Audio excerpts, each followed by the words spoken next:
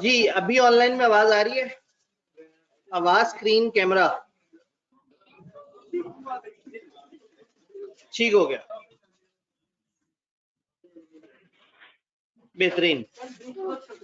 तो ये हादसाती तौर पे आप लोगों को चिप्स मिल गए। हाँ, ये चिप्स जो है वो मिलने का रूल ये होना चाहिए था कि जिन्होंने टेस्ट दिया हो सिर्फ उनको चिप्स मिले, कि आप पूरा दिन एब्सेंट हो जाए आपको पेनल्टी ना पड़े। मैं 15 मिनट लेट हो जाऊं तो मुझे पेनल्टी पड़े, ये जो है ना।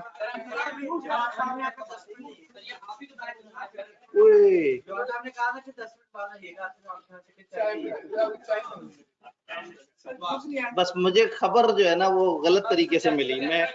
मैं बहुत ही स्लो आ रहा था, आहिस्ता आहिस्ता। वाह, एक तो पहले ही जो है वो जुल्म हो गया, ऊपर से आप मजीद जो है उस जुल्म को पक्का करना चाह रहे हैं। सबने टेस्ट दिया, लगता है बहुत बुरी तरह से फंस गए थे। क्लास के बाद हो सकता है जवाब साहब ने ताला लगा दिया और कहो कि अगर कोई टेस्ट है तो टेस्ट दे के जाना है यहाँ से। जी 46 तो मुनासिब इस वक्त के हालात वाकयात देख के 46 मुनासिब। जी 63 बैठे हुए हैं। अच्छा हाँ, चिप्स हमने चिप्स के लिए गिने हैं।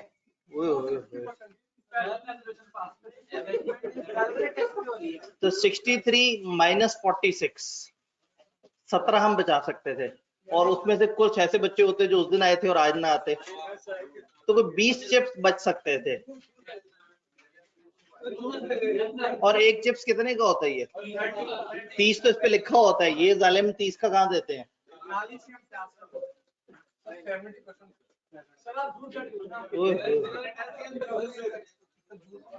ठीक है जी, बच्चों ने मशवरा दिया था जिन्होंने टेस्ट दिया उनको जूस मिलने चाहिए। तो अगली दफा जब भी किसी दिन लेट होऊंगा तो जिन बच्चों ने टेस्ट दिया हुआ होगा उनको जूस मिलेगा।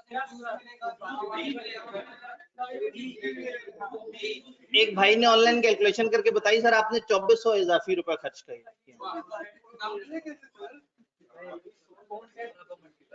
सर जिसने सारे टेस्ट दिए उसे नाम मिलना चाहिए जी, उसके पास होने की प्रोबेबिलिटी बहुत ज्यादा बढ़ जाती है। और पेपर क्लियर होने से ज्यादा बड़ा इनाम क्या है?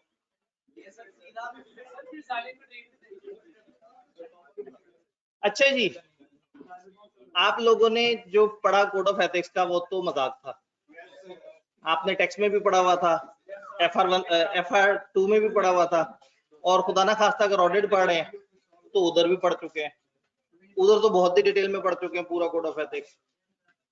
तो कोड ऑफ एथिक्स ऐसा कोई एरिया नहीं था, फिर टेस्ट भी ऐसा कोई काबिल जिक्र नहीं था जिसके ऊपर कोई सवाल, दो स्ट्रेट फॉरवर्ड सवाल थे, क्योंकि इस एरिया से लॉजिकल सवाल उस तरह से बनाना मुनासिब नहीं था क्योंकि लॉजिकल एरिया अब है। तो स्टिल अगर किसी को कोड ऑफ एथिक्स के पोर्शन में किसी पॉइंट पे कोई कंफ्यूजन है तो मुझे बताइए। अगर कोई कंफ्यूजन ऑनलाइन फिजिकल है, सर प्रोफेशनल कंपिटेंस का एक पॉइंट क्लियर कर दें। जी बताइए, आप जरा मुझे बताएं कौन सा वाला पॉइंट? प्रोफेशनल कंपिटेंस में मैंने कहा कि एक पॉइंट क्लियर करना है। ऑनलाइन में हमारे पास सवाल आया है जी, आप मुझे बता दें, सामने आपके 5 बुलेट्स नजर आ रही हैं, कौन सी बुलेट में आपका सवाल है?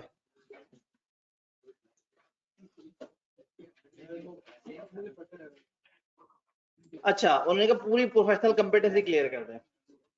प्रोफेशनल कंपिटेंस इज के आप कंपिटेंट होंगे, आप जो भी काम करेंगे वो आपको आता होगा, नहीं आता होगा तो आप वो काम नहीं करेंगे। अगर आपको एक सर्विस देनी नहीं आती, आपको टैक्स का काम नहीं आता, तो आप कभी भी टैक्स का एक्सेप्ट नहीं करेंगे। आपको अगर क्लाइंट आके कहता है कि जी आपने हमारी बिल्डिंग की वैल्यूएशन कर देनी है, अगर वो आपकी एरिया ऑफ इंटरेस्ट नहीं है, अगर वो आपके एरिया ऑफ एक्सपर्टीज नहीं है, तो आपको वहां सर्विस नहीं देनी चाहिए। तो दो तरीके हैं, या तो हम एक्वायर कर लें प्रोफेशनल कंपिटेंस, या हम अपनी टीम में किसी तरीके से शामिल कर लें, कुछ एक्सपर्ट्स को शामिल कर लें, कुछ हमारे टीम मेंबर्स हो जो कंपिटेंट हो, और हम एज अ होल ग्रुप जो है वो कंपिटेंट हो।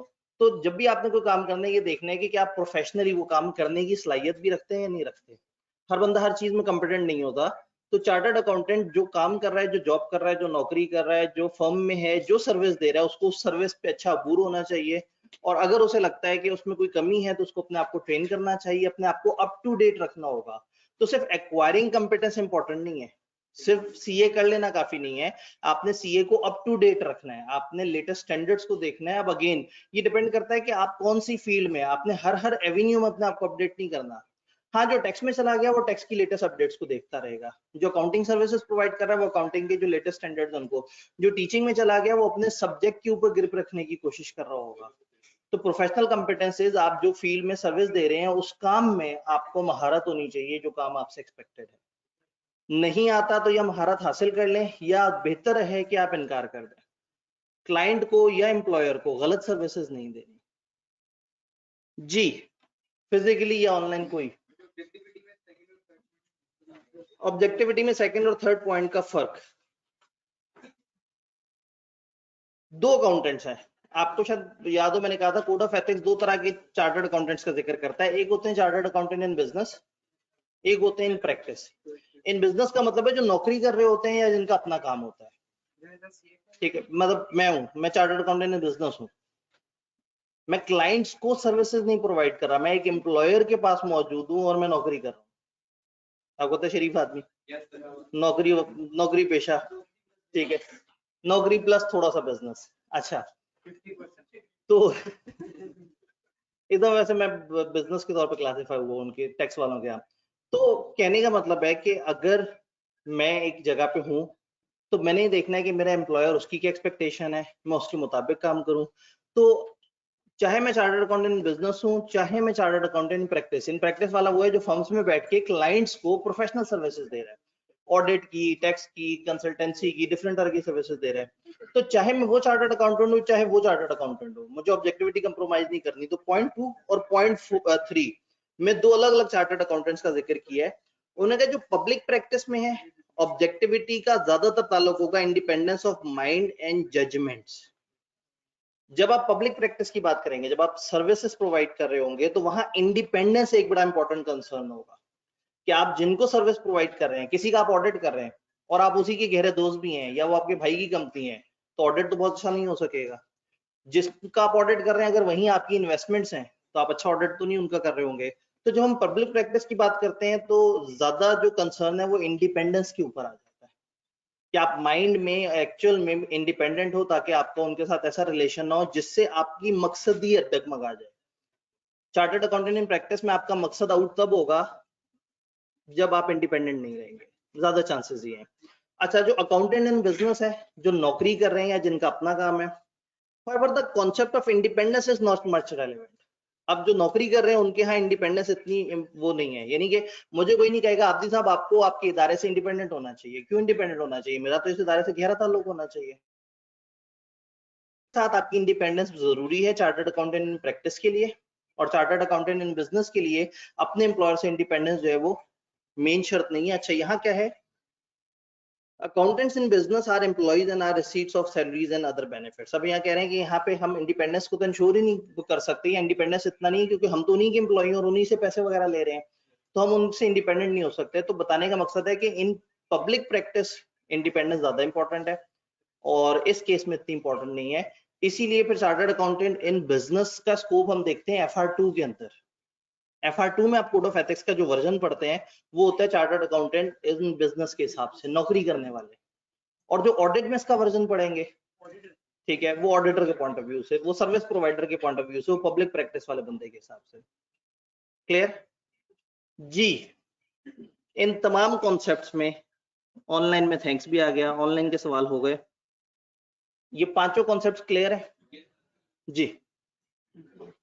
अगर हम किसी कॉन्ट्रैक्ट में हमारा सेल्फ इंटरेस्ट हो तो हम ये कहेंगे कि हमारी ऑब्जेक्टिविटी और इंटेग्रिटी दोनों कॉम्प्रोमाइज हो। ठीक है जी, भाई ने कहा कि अगर किसी कॉन्ट्रैक्ट में हमारा कोई सेल्फ इंटरेस्ट हो, कोई बेनिफिट हमें नजर आ रहा हो, तो क्या हम ये कहेंगे कि हमारी इंटेग्रिटी और ऑब्जेक्टिविटी दोनों मुतासिर हुई हैं? बिल्कुल। अगर तो सेल्फ इंटरेस्ट की वजह से आप बेईमानी करने पे माइल हो जाएं या गलत लोगों का साथ, क्योंकि इंटेग्रिटी का मसला है पर्सनल बेईमानी से या बेईमान लोगों को साथ देने से, और ऑब्जेक्टिविटी हर जगह हिट होती है। जब भी आपने कुछ ऐसा किया जैसे आप अपने मेन ऑब्जेक्टिव से साइड पे हो गए तो आपकी ऑब्जेक्टिविटी, तो बिल्कुल सही कहा, इनकी एग्जांपल में मेनली आपकी ऑब्जेक्टिविटी हिट हो रही है और देन आपकी इंटेग्रिटी भी हिट हो रही है अगर आप कुछ गलत प्रैक्टिसेस में इन्वॉल्व हो जाते हैं जो कि सही नहीं है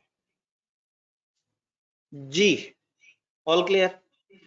दो अदद मॉडल रहते हैं हमारे चैप्टर 9 के। चैप्टर 9 ने हमें एथिक्स के डायलेमा के बारे में बताया।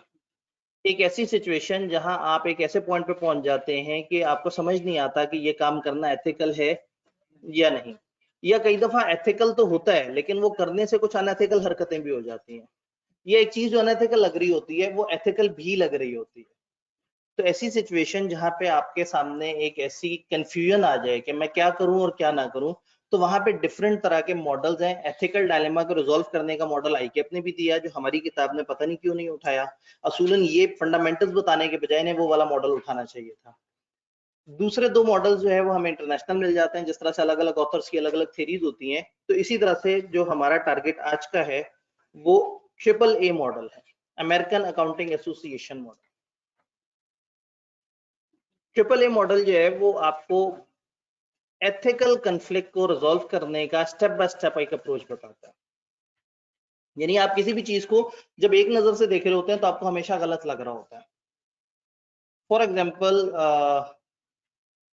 आपने अपने कंपनी के कुछ एम्प्लॉइज के खिलाफ एक्शन लिया, जिन्होंने टैक्स चोरी किया था, जिन्होंने बेईमानी की थी, गड़बड़ी की थी, कंपनी में भी गड़बड़ी की थी, कंपनी से हटके भी गड़बड़ी की थी, और आपको रिकवरी हो गई कोई 40 लाख रुपए की। इलीगल पैसा उनके पास पड़ा हुआ था जो उनका नहीं था, बट वो पैसा आपका भी नहीं था, आपने रिकवर कर लिया। फिर आपने कहा ये गलत सोर्स से आया हुआ पैसा था, हमने तो रिकवर कर लिया, गवर्नमेंट को तो नहीं पता इस चीज के बारे में, इनको हमने निकाल भी दिया है, ये इस पैसे को क्लेम भी नहीं करेंगे। तो एक काम करते हैं, हम इस पैसे से एक स्कूल खोल लेते हैं और अपनी कंपनी के एम्प्लॉइज के जो बच्चे हैं वो स्कूल में सब्सिडाइज एजुकेशन हासिल कर लेंगे। अब अजीबो गरीब सी सिचुएशन बन गई है। आप जो कर रहे हैं वो अपने कंपनी के एम्प्लॉइज की वेलफेयर है उन लोगों के पैसों से जो आपकी कंपनी के गलत एम्प्लॉइज थे और गलत प्रैक्टिसेस पे चल रहे थे।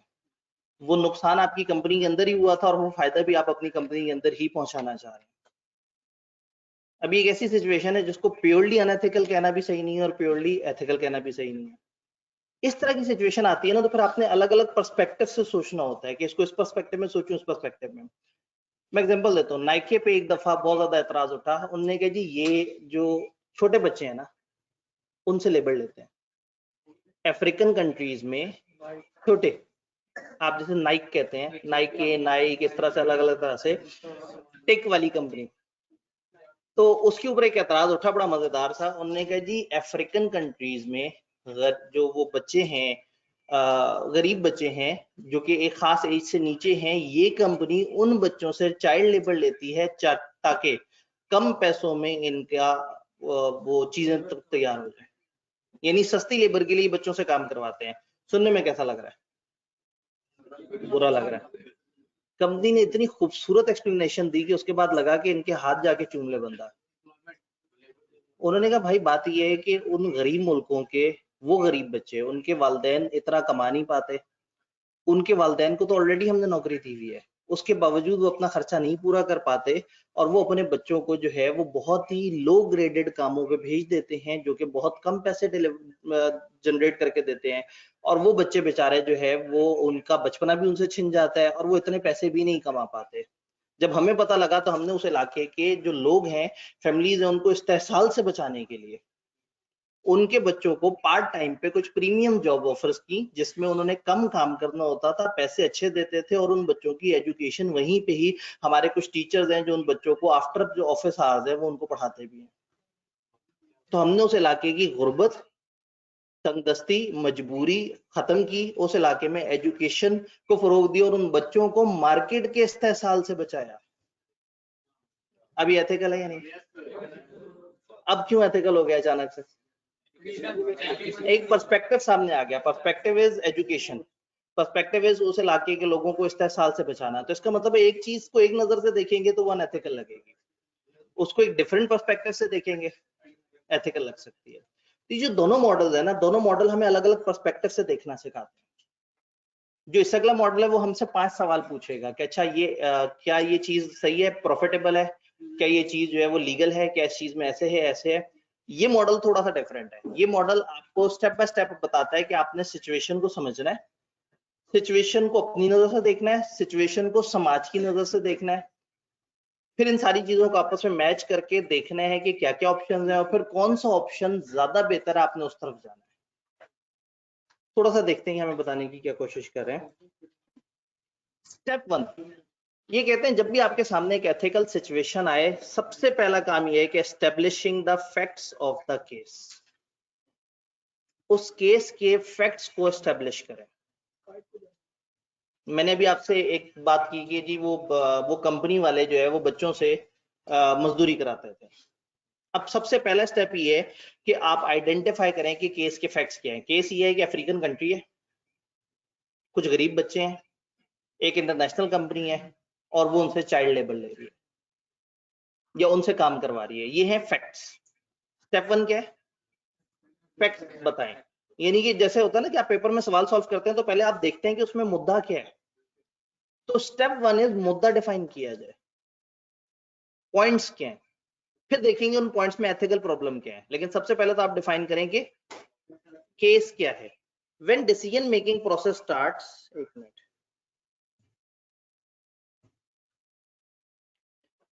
when decision making process starts there is no ambiguity about subject of the case। जब आप decision making को शुरू करें तो कोई confusion नहीं होनी चाहिए कि मामला क्या है। ऐसा ना हो कि उस मामले पे एथिकल डिस्कशन करते करते करते बीच में आप उनके वालिदैन को सपोर्ट करने की बातें करना शुरू कर दें। मसला ये नहीं है, मसला ये कि बच्चों से काम करवाया जा रहा है। कहाँ काम करवाया जा रहा है? अफ्रीका में। कौन से बच्चे? जो बहुत ज्यादा गुर्बत ज़्यादा है। कौन सी कंपनी? फलाना कंपनी। तो फलाना कंपनी फलाना इलाके में इस तरह के बच्चों से इस तरह से काम करवा रही है। Leading questions about the fact will resolve around what, who, where, when, how. बात समझ आई? कौन, कहाँ, क्या, कैसे कर रहा है। अभी हमने कहा कि वो उस वाले मुल्क में वो वाली कंपनी वो वाले लोगों के साथ ये काम कर रही है। तो सबसे पहला स्टेप क्या है? फैक्ट्स डिफाइन किए जाए। Efforts are made to identify what we know or need to know to clearly define the problem। आपने अगर सिर्फ उस कहानी का, उस प्रॉब्लम का आधा वर्जन सुना है तो मजा नहीं आएगा। सबसे पहले समझें कि मुद्दा क्या है। स्टेप 1 समझ आ रहा है? स्टेप 1 में कोई कंफ्यूजन नहीं। तो इसका मतलब है आगे चल के हमें किसी और स्टेप में कंफ्यूजन हो भी तो हमें एक बात पता लग गई कि 7 में से पहला स्टेप हमारा क्लियर है। इस पर हम कंफ्यूज नहीं होने जा रहे। Define the issue, ethical issue नहीं, उसके अंदर मसला क्या है वो नहीं, मामला क्या है। मामला ये है कि कुछ बच्चे काम कर रहे हैं और एक इंटरनेशनल कंपनी उनसे काम करवा रही है और वो गुर्बत ज़दा मुल्क है। सबसे पहले फैक्ट, यानी कि जो फैक्ट है ना, फैक्ट को इमोशनल हुए बगैर आपने पहले कोट करना है कि कहानी क्या है, मामला क्या है। फिर उसके बाद अगला स्टेप है उसमें इमोशनल एलिमेंट ऐड करना। अभी तो आपने बता दिया ना जी, मुद्दा ये है कि कुछ बच्चे काम कर रहे हैं और उनको पे किया जा रहा है और वो अफ्रीका का मुल्क है, अफ्रीका का एक खास मुल्क है और नाइके नाम की कंपनी है। जी अभी नहीं बुरा बनाना, अभी तो बस बताना है कि मामला क्या है। मामला ये है कि आब्दी साहब क्लास में लेट आए हैं। अभी अपनी देखते हैं कि इसमें इमोशंस क्या हैं, इसमें बच्चों की एक्सपेक्टेशन क्या है, इसमें उन्हें ऐसा करना चाहिए था नहीं करना चाहिए था, जो किया उसका मुतबादिल क्या चिप्स था या नहीं था। ये तो बात के मसले है ना। मुद्दा ये है कि आब्दी साहब क्लास में लेट आ गए। अब ये एथिकल इशू है। क्या सूलन वो लेट आए तो वो जितना लेट आए वो उतना देर तक पढ़ाते। इसका मतलब है कि मेरे जहन में उसका जो एथिकल सोल्यूशन है वो आपके जहन में नहीं है। आपका कोई क्लैश नहीं। एग्जैक्टली 1 बजे आप लोगों का कोई हार्ड एंड फास्ट क्लैश भी नहीं है जी। यानी कि अगर वो नमाज 1:15 बजे पढ़ ली जाएगी तो वो तो मकरू हो जाएगी। खैर अगेन आप समझ आया कि मुद्दा किसे कहते हैं और एथिकल मसला किसे कहते हैं, और एथिकल मसला एक बंदे की नजर में किसे कहते हैं और दूसरी। तो ये आगे एक स्टेप होगा कि हम देखेंगे सोसाइटी की नॉर्म्स के मुताबिक जो हुआ वो सही था या नहीं था। मतलब बच्चों को इस वक्त लेट आने की कंपनसेशन वो मिनट्स चाहिए या खाने पीने वाला मामला चाहिए। तो अगर सोसाइटी की नॉर्म्स ही हैं कि वो जो है वो अंडा टिक्की पे बिक जाते हैं, वो बिरयानी की प्लेट पे वोट दे देते हैं, तो वहां एथिकल बात ये है कि उनको चिप्स खिला दिए।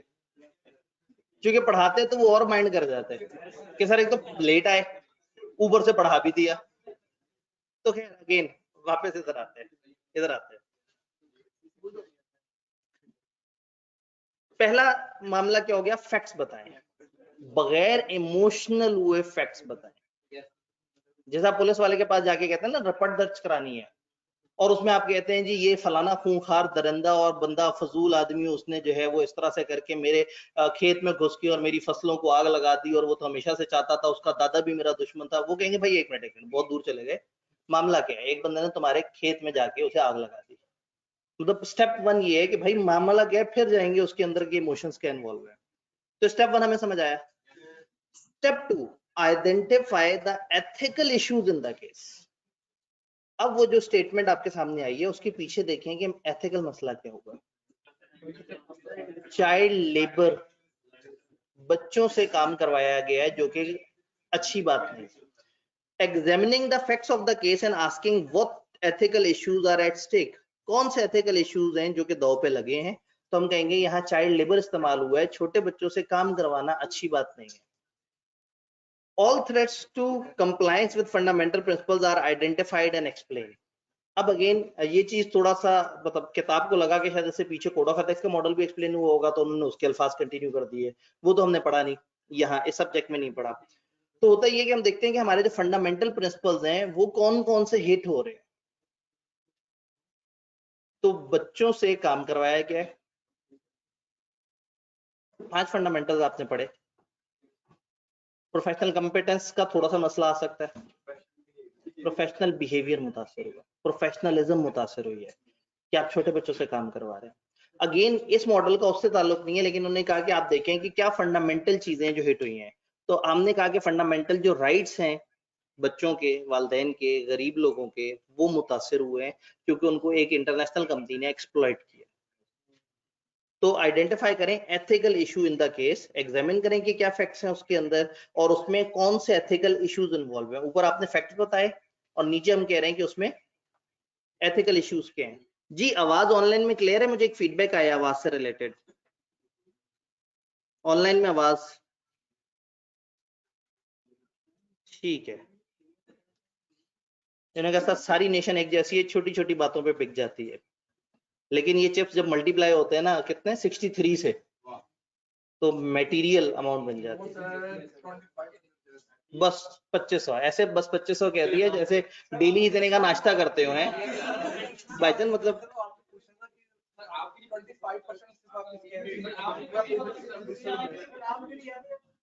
कह सकते हैं। ठीक है, अब अगर आप इतना गहराई में जानते हैं तो ठीक है, आप कह सकते हैं। अच्छा जी, इधर वापस आते हैं, इधर वापस आते हैं। क्या है टैक्स को, क्या हुआ है इस साल टैक्स कितना पे किया है? मुझे याद करना होगा क्योंकि बड़ी सी अमाउंट थी, मैं उसके बाद बड़े देर तक परेशान फिर रहा था। 1 मिनट,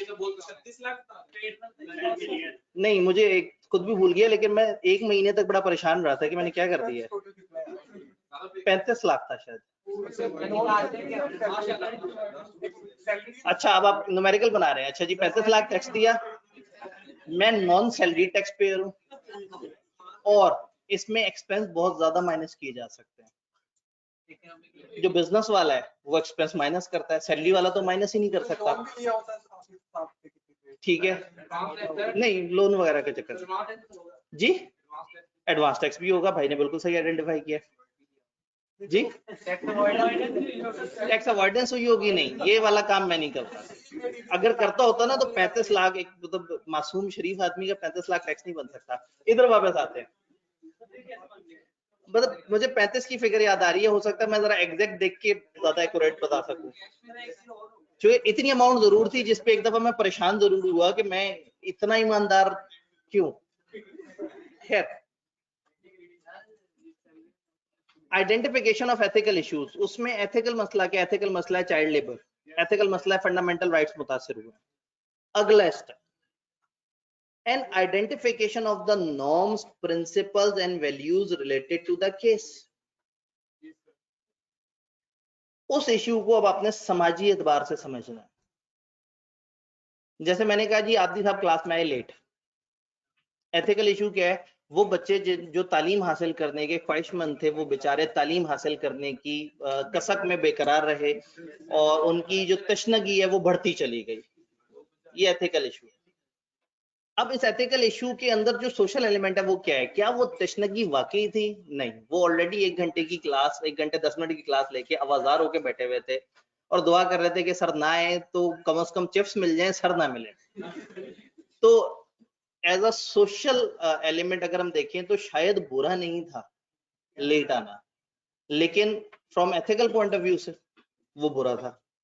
तो पॉइंट ये है कि आपने देखना है कि वहां नॉर्म्स, प्रिंसिपल, वैल्यूज उस इलाके, वहां के लोग, अगर वहां के लोगों के लिए बच्चों को काम पे भेजने की नॉर्मल बात है और सारे के सारे काम पे भेजते हैं, जिसका बच्चा काम पे नहीं जाता उसको सारे ताने देते हैं कि यार अजीब आदमी है, यशी कर रहा है, बच्चों को घर बिठाया हुआ है, ऐसे थोड़ी होता है, पढ़ाएगा पगले है, बच्चों को बड़ा आदमी बनाएगा है, मुकाबला करेगा अपने इलाके के बाकी लोगों से, चल इसको भी काम पे भेज।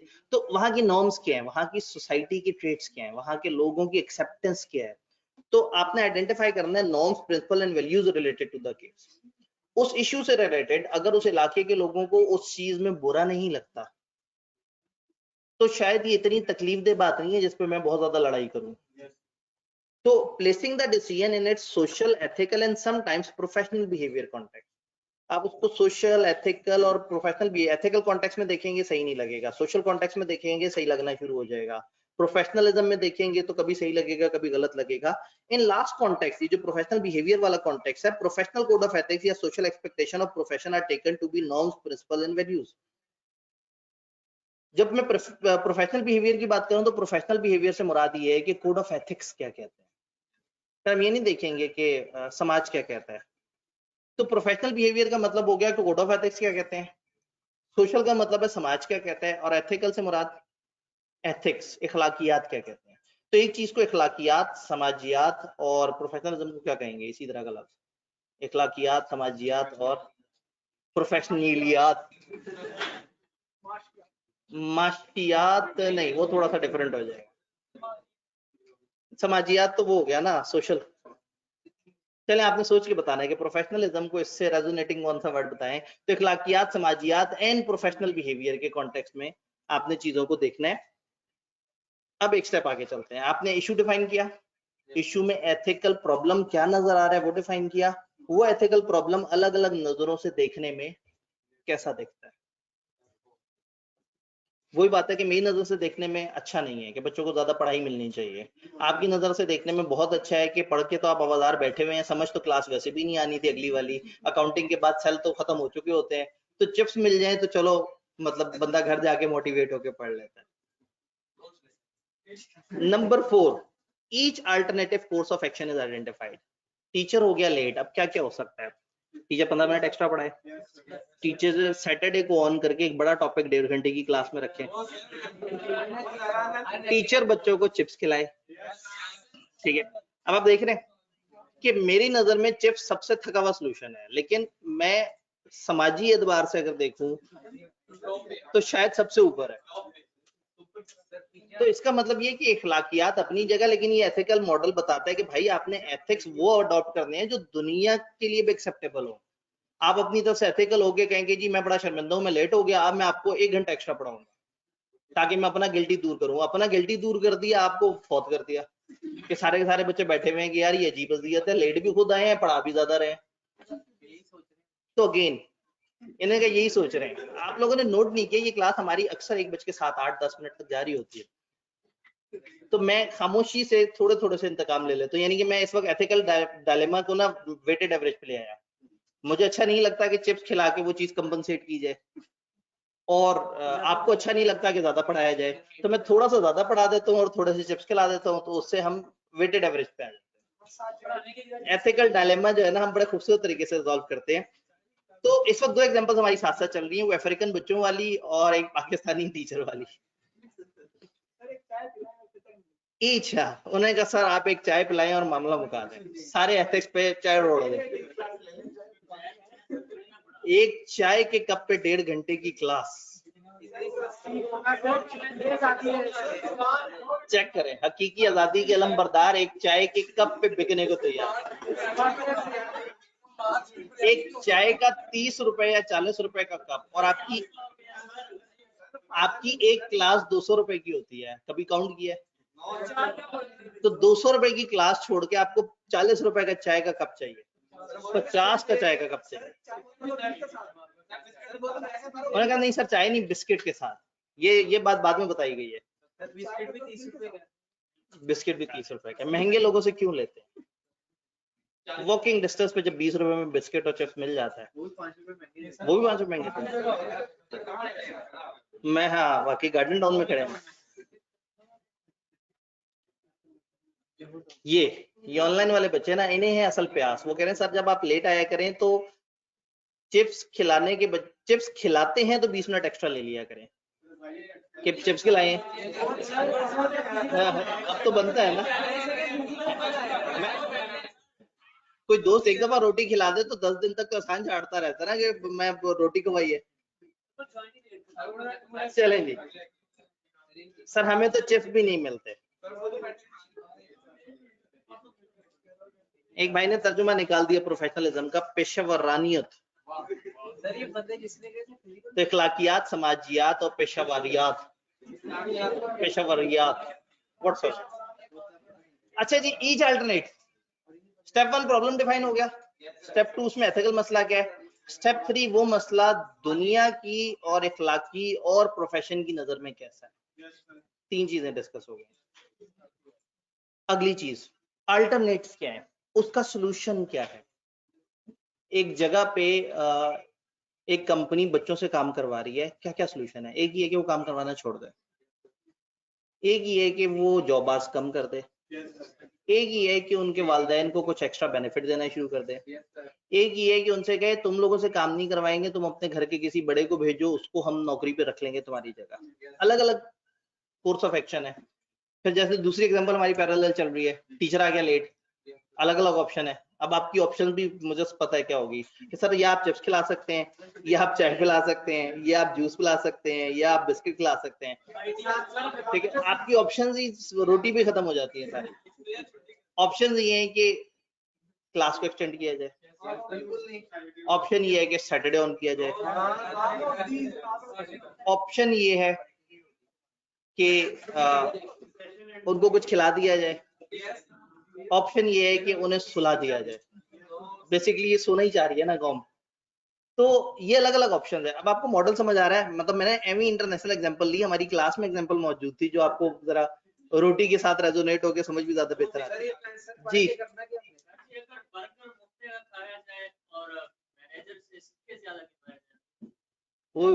ये तो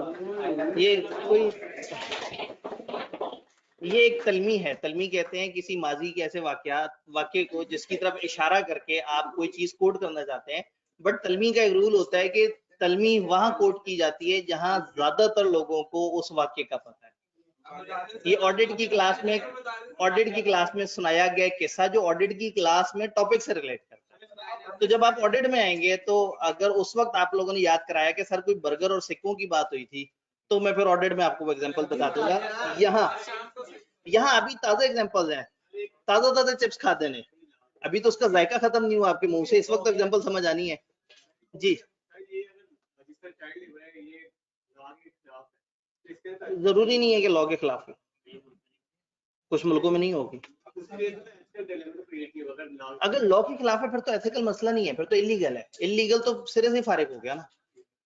फिर कभी कभी आपको चीजों को देखते हैं कि क्या इलीगल है या इलीगल की तरफ जाता लग रहा है, वो एक अलग मसला है। लेकिन इस मॉडल ने बात नहीं की, इलीगल वाली बात अगला वाला मॉडल करेगा।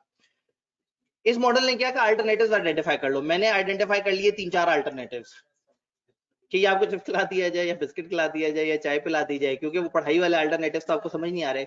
या 10 मिनट एक्स्ट्रा पढ़ा लिया जाए, या 7-8 मिनट एमी एक्स्ट्रा पढ़ा लिया जाए बगैर महसूस हुए, या 15 मिनट अगले दिन एक्स्ट्रा पढ़ा लिया जाए, या सैटरडे ऑन कर लिया जाए। अब ये अलग अलग अल्टरनेटिव्स हैं। जैसे मैंने पहले प्रॉब्लम डिफाइन करके प्रॉब्लम को समाजी दायरे में देखा था, अब मुझे ये अल्टरनेटिव्स डिफाइन करके भी समाजी हिसाब से इसको देखना चाहिए कि मेरे लिए तो वो प्रॉब्लम था, शायद आपकी नजर में वो प्रॉब्लम नहीं था। पहला मसला, मैं जिसको अनएथिकल कहता था, आपकी नजर में वो हैप्पीनेस के कुछ मोमेंट्स थे जिसमें आप इजी होके अपने मैसेजेस चेक कर रहे थे और आप खुश थे कि सर लेट है। तो मेरे लिए वो दुख की बात थी, लेकिन आपके लिए वो खुशी की बात थी। इसी तरह से कुछ सोल्यूशन मेरी नजर में सोल्यूशन है, लेकिन आपकी नजर में अजियत है। तो अब सोल्यूशंस को भी हमने देखना है, यानी कि पहले ये देखते हैं each alternative, compiling a complete set of major practical alternatives one can make in given situation. उस सिचुएशन का क्या क्या सोल्यूशन निकल सकता है उसकी एक लिस्ट बनाएं। Alternative should not consider norms, principle and values identified in step 3। इस वक्त भूल जाएं, बच्चों की ख्वाहिशात को भूल जाएं। इस वक्त आप देखें आपके पास क्या क्या अल्टरनेटिव है, लाइन से आप 7-8 अल्टरनेटिव दे दें, chips, biscuit, class extra, Saturday. इस वक्त बच्चों की मत सुने, इस वक्त एक लिस्ट बता दें कि आपके पास क्या क्या ऑप्शन है। इस वक्त ये मत देखें कि उस मुल्क के लोगों का क्या मानना है, देखें कि आपके पास क्या ऑप्शन है। बच्चों को सिरे से निकाल दें, बच्चों को कम आर्स कर दें, बच्चों की सैलरी बढ़ा दें, बच्चों को स्कूलिंग देना शुरू कर दें, ये कर दें, वो कर दें, वो कर दें। तो जब अल्टरनेटिव डिफाइन करने, जैसे मैंने आपसे कहा था, मैंने मुद्दा डिफाइन करना है तो सोचना नहीं कि एथिक्स क्या है, फिर अगला स्टेप है एथिक्स सोचना है, फिर अगला स्टेप है समाजी, इखलाकी और वो क्या था, पेशावर, वो हाँ, पेशावरानियत जो है, उसके एतबार से आपने उसे देखना है। अब इसी तरह से आपने चौथे स्टेप में प्रॉब्लम सॉल्यूशंस आइडेंटिफाई किए, और सॉल्यूशन आइडेंटिफाई करते कुछ सोचना नहीं है, जो जहन में आ रहा है लिख देना है। It is expected that in these alternatives one may feel or see some form of compromise। हो सकता है किसी एक तरफ जाएं तो वो किसी दूसरी चीज को compromise कर रहा हो। जाहिर है एथिकल प्रॉब्लम का सॉल्यूशन निकाल रहे हैं, एक काम करेंगे तो कुछ काम नहीं कर पा रहे होंगे, कुछ अच्छा होगा तो कुछ बुरा भी होगा। आप चिप्स खाएंगे तो पढ़ नहीं पाएंगे, पढ़ेंगे तो चिप्स नहीं खाएंगे, और फिर टीचर को सजा तो मिली नहीं, उसने तो पढ़ा दिया। तो अगेन ये अलग अलग अल्टरनेटिव्स। अब स्टेप 5 में आप क्या करें, match norms, principle and values to options. वो वाली लोगों के जज्बात, एहसासात और अखलाकियात हैं, उसको इन अल्टरनेटिव्स के साथ भी जरा आके खड़ा करें कि अल्टरनेटिव नंबर 1 जूस दे दिया जाए, बच्चों में खुशी की लहर दौड़ गई। अल्टरनेटिव नंबर 2 बच्चों को सैटरडे को पढ़ाया जाए, बच्चों में मायूसी की लहर दौड़ गई। अब अगेन ऑप्शंस मेरे पास तो जो है उनमें से सारे आपके लिए अच्छे नहीं है, कुछ इखलाकी तौर पे अच्छे नहीं है। भाई मैं कहूँ सैटरडे को क्लास, शायद आपकी नजर में ठीक हो, शायद मेरी नजर में भी ठीक हो, लेकिन इखलाकी एतबार से सही नहीं है कि गलती मैं करूं और एक्स्ट्रा दिन आपको बुलाऊं। आज अपने सारे वो याद आ गए। ठीक, तो अब क्या होगा, आप ऑप्शंस के साथ भी नॉर्म्स को चेक करेंगे कि कौन सी ऑप्शंस वो हैं जो समाजी और इखलाकी एतबार से ज्यादा एक्सेप्टेबल है। और अगर ये एतबार ना समझ आ रहे हो तो प्रोफेशनलिज्म के हिसाब से कोड ऑफ एथिक्स में हो सकता है कोई एब्सोल्यूट सॉल्यूशन बताया हो। फिर आपने क्या करना है, आपने तमाम आउटकम का कॉन्सिक्वेंस देख लेना है। नाइकिन सोचा कि बच्चों को सिर्फ से नौकरी से निकाल देते हैं, इजी हो गया, जो मसला था वही खत्म हो गया, बट उस इलाके की गुर्बत बढ़ जाएगी, ये बच्चे बाय द वे किसी और जगह नौकरी करना शुरू कर देंगे, ड्रग माफिया में चले जाएंगे, बंदे मारना शुरू कर देंगे। मतलब अब आप जितना भी नेगेटिव सोच सकते हैं, आप सोचे कि अच्छा ये बुरा हो सकता है, वो बुरा हो सकता है, तो कॉन्सिक्वेंस क्या है, इसके क्या क्या नताइज हो सकते हैं हर ऑप्शन के। ऑप्शन नंबर 1 बच्चों को चिप्स खिलाया जाए, इसका नतीजा ये है कि बच्चों में फैट्स के कंटेंट बढ़ेंगे, बच्चे कार्ब्स की इनटेक लेंगे, और लॉन्गर रन में बच्चे मोटापे की तरफ जाने की तरफ माइल हो सकते हैं, और वो खुराक जो कि इनके लिए अच्छी खुराक नहीं है, इनको नहीं मिलनी चाहिए। चाय पीने से सर्दी के मौसम में शायद इनके गले जो है उसमें तरोताजगी जरूर आ जाए, लेकिन चाय इनको सुस्त बना देगी, और चाय इनको एक गलत अमाउंट में निकोटीन दे देगी, जिससे कैफीन दे देगी गलत अमाउंट में, और निकोटीन तो उसमें होती है, सिगरेट में होती है, ठीक है, तो गलत अमाउंट में निकोटीन चली जाएगी। क्लास ज्यादा पढ़ने से खुदा ना खास्ता इनका जहनी तवाजुन खराब होने का खदशा है, ठीक है। तो सारे अल्टरनेट्स का मैक्सिमम सोच लें। याद है वो भाई को उठाएं या ना उठाएं, उठाएं तो ज्यादा से ज्यादा वो चपेट करा देगा। सोचना तो है ना उठाने से पहले कि एक ऑप्शन उठा दूं और एक ऑप्शन है ना उठाऊं। उठाऊं तो पूछने से पहले कि कौन आया और क्यों उठाया है, एक चपेट तो पड़ जानी है। लेकिन नहीं उठाऊं तो हो सकता है इसका कमर्शियल नुकसान हो जाए, हो सकता है इसको लाइफ में एक अच्छी अपॉर्चुनिटी मिलने वाली थी, नहीं मिली। एग्जांपल याद है? तो सारे अल्टरनेटिव्स के कॉन्सिक्वेंस समझे कि क्या होगा उससे, देन डिसीजन लें। आप सारी चीजों को सामने रखें, और फिर मैंने आपको एक वर्ड बोला था, लेसर इवल। फिर आप सारे ऑप्शन में कुछ अच्छाई है कुछ बुराई, आप उस ऑप्शन की तरफ जाए जिसमें सबसे कम बुरा है, या उस ऑप्शन की तरफ जाए जिसमें सबसे ज्यादा अच्छा है। अब नॉर्मली अच्छे तो सब में थोड़े थोड़े से होते हैं, लेकिन बुरे की मिक्सिंग ज्यादा होती है, तो जो सबसे कम ईवल है हम उस तरफ जाते हैं। तो छठा स्टेप है analysis of implication and consequence of each possible alternative, her alternative की क्या वो हो सकता है implication, should be analyse in all respect, short run, long run.